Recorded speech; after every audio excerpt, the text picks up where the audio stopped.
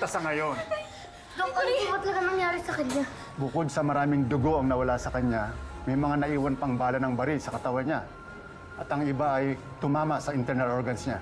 At kailangan na siyang maoperahan kagad. Diyos ko, ano pong kondisyon niya? Nasa kritikal na kalagayan siya sa ngayon. Kaya mas mabuti na pagdasal na lang natin ang kaligtasan niya. Diyos ko po.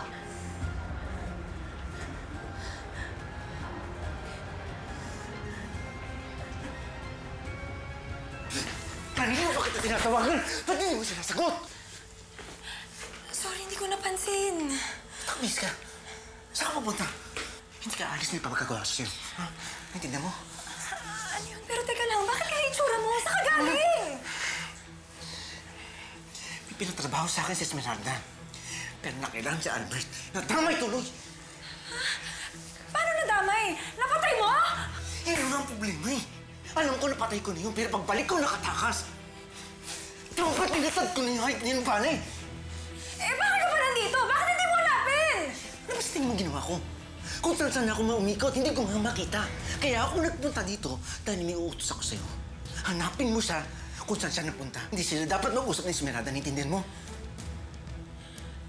Pero, anong plano mo? Babalik ako kay Esmeralda. Magbabantay ako doon. Hindi na dapat na malaman na nangyari. Mag-ayos lang ako, maliligo lang ako.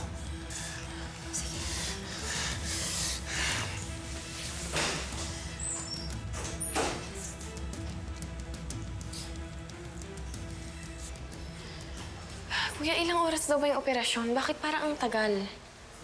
Walang sinabi yung Dr. Riley. Mantalangin na tayo at maghintay.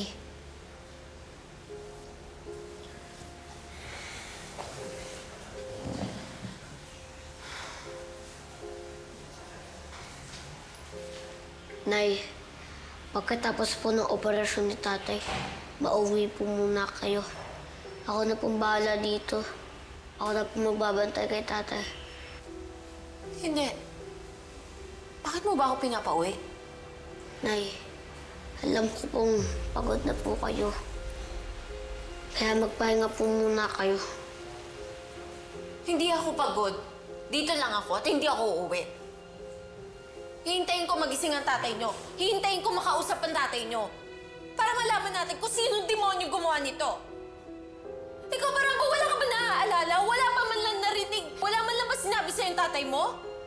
Para naman malaman natin yung sagot sa mga tanong natin.